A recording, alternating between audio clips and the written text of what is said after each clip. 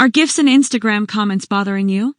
While they are often fun and can add dynamics to conversations, sometimes we just want simple text comments without additional animations.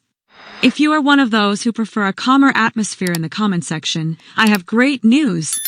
Instagram has an option that allows you to completely turn off GIFs and comments. In this guide, I will show you step by step how to find this option and adjust it to your liking. First, find the Instagram app on your phone, then open it and log into your account if you haven't already. Once you have opened Instagram, tap the profile icon in the bottom right corner of the screen. When you're on your profile page, the next thing you need to do is tap the 3 horizontal lines in the upper right corner of the screen to open settings. Once you're on the settings page, scroll down and find the comments option, then tap on it to open. When you open the comment settings page, you will see several options. Look for the option called Allow GIF Comments and then tap the switch next to it to turn it off. Once you disable this option, GIFs will no longer be available in comments on your posts.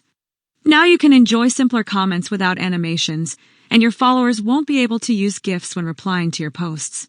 And that's it. Like this video if you enjoyed it, share it with your friends, and subscribe to my channel. Thank you so much for watching, and I'll see you very soon in my next video.